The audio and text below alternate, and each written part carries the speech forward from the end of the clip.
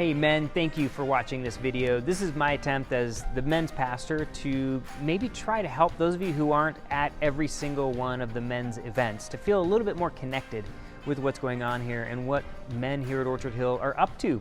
So I'm excited today as part of the Men's Journey video today. You're going to get to hear from Angelo DiBiasi, and I get an opportunity to sit down with him and talk to him about his experience here and what God has been doing in his life and how it led him to now serving in Kidzburgh. Before we get to that interview, let me just fill you in on a few things that are going on around the church. Of course, one thing I don't need to remind you of is that it is Christmas and we are in full swing. The church has turned into an enchanted forest here. If you haven't been here yet, I think there are about 60 Christmas trees throughout all of the church, and it is an incredible transformation here in the lobby and all around. So Merry Christmas, and we're looking forward to spending the Christmas Eve services with you, all 15 of them. Now, I am filming this on December 11th, and at this point in time, we are still in need of ushers to serve over the Christmas Eve services. And also, we have kind of an acute need for men to help park, especially at the 3, 5, and 7 o'clock services on Christmas Eve, December 24th. And if you have not had the privilege of being a part of the men's parking team, I would really encourage you to check it out. It is a bonding, exciting, really fun experience to join those guys. Steve McKeever, who is the leader of the parking team, I'll leave his email in this email that I'm sending you now for you to email him if you're interested in serving on the parking team. You will not be disappointed. Even as cold as it is, you will have so much fun. So reach out to Steve McKeever if you are interested in serving on the parking team. Then you can go to our Christmas Serve page, and I'll leave a link in this email for that, so you can get there to sign up to serve as an usher during any of our Christmas Eve services. Also, mark your calendars for Thursday, January 23rd, which is the 3rd annual Men's Beast Feast.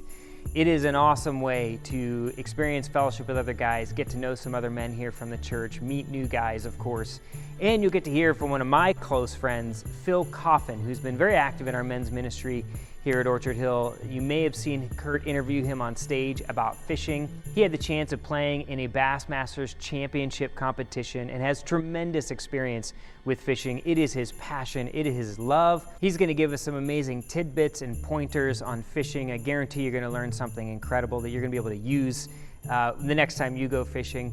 But also, probably more importantly, he's gonna talk to us about how God has impacted his life and maybe how that connects to his experience in fishing.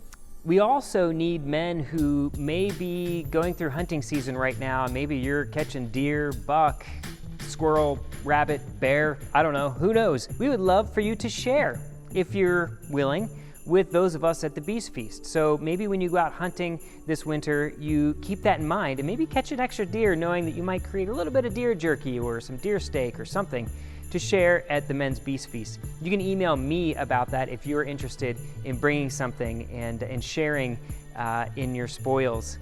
Lastly, I want to let you know that I'm doing a special, kind of limited entry, if you will, discipleship training for 12 men who would be interested in taking advantage of that. This will actually be an online webinar weekly for 6 weeks starting in January over the lunch hour from 12 to 1 p.m. So you can be wherever you are at work, or if you work from home, wherever, just jump on the computer, put in your earbuds, and join me for that webinar for 6 weeks. Open to about 12 guys to participate. So limited availability, but we'll grow out from there eventually, and more men will be brought into the fold as well, but we gotta start somewhere. And I would ask you to hit the link below with regard to that. I'm gonna ask you to fill out a questionnaire, a survey, to help me understand where you are and your interest in potentially discipling other men. I'm trying to kind of formalize basically the discipleship process, and really you'll be on the ground floor of the beginning of this process, this movement of discipleship, hopefully. All right, man, that's it for now. Let's go ahead and jump into my interview with Angelo DiBiasi. All right. Hey guys, I'm here with Angelo DiBiasi, and Angelo, I'm excited to hear a little bit more about your story, but more importantly, really for the guys to hear about your story. So tell us, first of all, what was it that brought you to Orchard Hill to begin with? Yeah, for us, we started a family. My wife Kelly and I, we have 3 sons. They're all teenagers now. And, it's that Kids Fest thing, right, that we do so well at Orchard Hill. We were at another church. My wife said, hey, this is a great summer week that I hear about. Let's put the kids in. We did. And then came to the the kickoff, the wrap up, and that was it. We're locked, right? We just said, we're going back. And we never left. So it's been 12-ish years. Yeah, something like that. Did you have much of a faith background before that? I'm just curious. So, I did, particularly when I was young. Right, grew up in a strong faith home, particularly with my mom. Sort of did the typical, went to college, lost my way, and then met Kelly, got married, and when kids come along, you start to reevaluate what's important in life, right?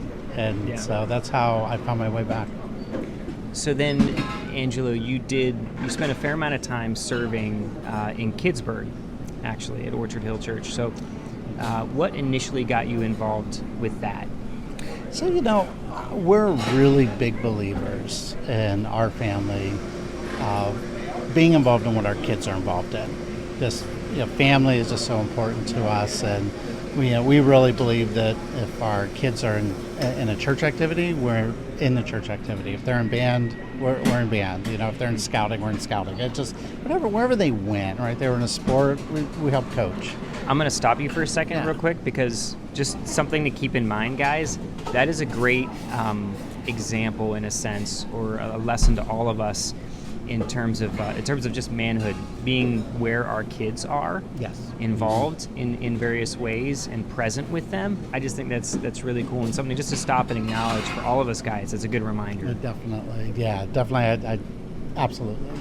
So when the kids started in Kidzburgh, right, I started volunteering, and it was just to help, just to be one of those little small group leaders, and it was. I thought I was just more or less just hanging out with the kids and being where they were, and something happened there, in a passion. I found a passion that I didn't know I had, and that is the more I talked to kids, the more I found myself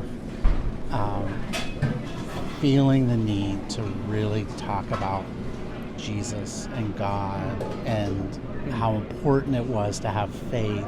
And it's weird, it's hard to explain, I guess, for me, but I find it easier to talk to kids than I do other adults. Like, I'll clam up around adults, right? Yeah. But I'll sit and talk to a 5th grader, all morning, and feel totally comfortable with it. Yeah. That's incredible. So I love what you said there, because you stepped into that to serve, and then after actually serving, did you come to a realization that, wow, this is something that pricked my heart and I'm actually passionate about? It did, because I never did it before, right? I'd never taught. I'm not a teacher by trade.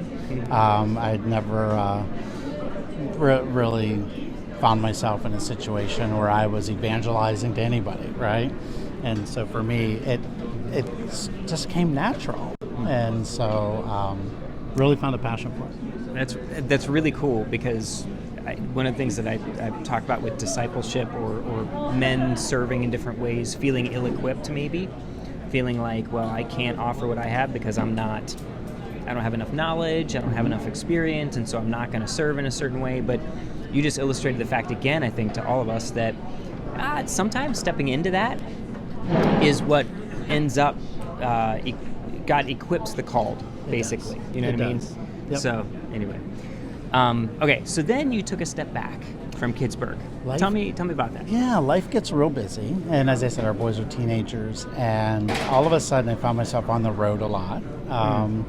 College visits and concerts and band trips and scouting events, and so We Again, being where your kids are. They are, and that's what happened. And it was getting more and more difficult to find those weekends. So I sat down, talked to Emily. It just broke my heart. And she looked at me and said, Angelo, you're in a point in life where, you just take a little break, right? And she goes, I know you'll come back. And I said, I said, I just need to find a little bit of breathing room. We're completely oversubscribed. So I decided I was going to take a break from just the Kidzburgh place for a while. Yeah. Okay. And so how long had you served up to that point? Oh, it's been several years, but I'd probably been teaching about 4 or 5 years by that point back in Kidzburgh, yeah. Okay, and then we had the opportunity to go to Israel together, which was last fall, 2018. Yes. And had a blast, by the way. If you're thinking about going to Israel, we're doing that trip again. Go to Israel. Yeah, do it for sure. Just do it. So I remember in Israel, you had an experience that kind of that drew your heart back to Kidzburgh. Can you share about what that was for you? Yeah, I love telling this story, so stop me if it gets too long. We were on the Sea of Galilee, and we went on a boat ride, and it's like, oh, yeah, boat ride, Sea of Galilee, yay, this is fun. And so we all get on this boat, and it's just a beautiful evening, and singing hymns and so forth. And I kept looking at the shore, and I don't just the Spirit, God came over me, and all of a sudden, and this is going to just sound weird, but I just tell it for what it is. I could visualize the end of the book of John, where Jesus is on the shore, and his disciples are in a fishing boat. They're not catching any fish. They've had a lousy outing, and they don't know it's him. And he says, hey, have you caught anything? And they say, no. And he goes, throw it on the other side. And they do, catch a bunch of fish, right? And then Peter realizes it's Jesus. Jumps in the water, swims to the shore, and there's Jesus. He has a fire going. He's cooking them breakfast. And, it's the passage where Jesus keeps testing Peter and says, do you love me? Feed my lambs. Do you love me? Feed my sheep. Do you love me? Right? Peter's getting upset. He's like, of course I do. Why do you keep asking, right? And I obsessively just kept envisioning that, and I could just see it. And I'm on this boat. I forgot I was even on the boat. Like, everybody's just blacked out at this point. Like, they're just like, everyone's on this boat, but I felt like I'm just there by myself, looking at the shore. Yeah. And I got back, and I remember we were talking, and I said, let me tell you what just happened. And you said to me, what do you think it means? And I'm like, I think it's pretty clear what it means. Yeah.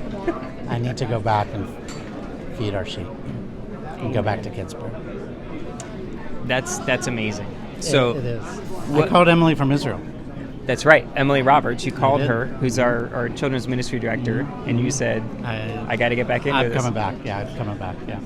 So how has it been since then, getting back into it again? Oh, it's just been awesome. I will tell you that even like I'll see a lesson and I'll remember, I talked about this 4 years ago, and I'll just flood back and I'll see all the notations in my Bible where I'm like, I remember exactly what I even talked about, and so it's like just easy, right? It's just stepping right back in. It has been everything I was worried about, and the reasons I left, all of a sudden weren't reasons anymore. And so, that's amazing. Yeah. So, one of the reasons I wanted to interview you for this, Angelo, was because I know that there are other guys out there who are at Orchard Hill and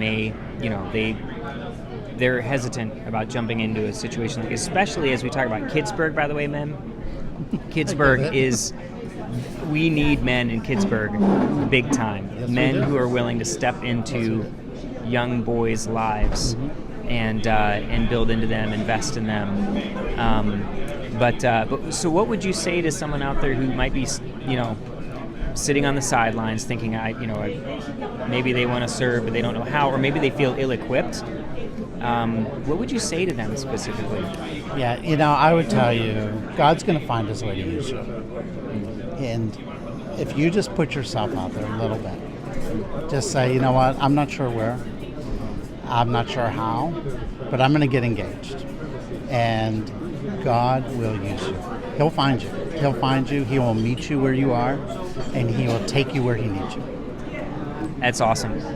That's so true too, because we often say this in men's ministry. Just stick your toe out, just the littlest bit, man, and God will grow your heart and will grow your ability and will expand your influence as a result of just taking that first little step out. So maybe it's a trip to Israel. It is. Go to Israel. That's right. Hey, thank you for being with us. Hopefully you guys got something out of this. I hope so. And consider what it might look like for you to step into a serving position of some sort, whether it be at Orchard Hill or maybe somewhere else too. God has an amazing way of equipping you as you step out. So, all right. Thanks, Angelo. Thanks. See ya. Thanks for joining me, men, on this journey. I hope you have a great Christmas this year. Email me back if you have any questions about anything I've shared in this email or in this video. If you'd like to get together with me, click the Meet Me link below my signature in this email and just get into my calendar and set up a time that works best for you, really. And I'd love to get together with you, hear your story, and maybe if you're not connected here at Orchard Hill, help you take those next steps to get connected. All right, fellas, it's been great to be together. I will see you around church. See you on the journey.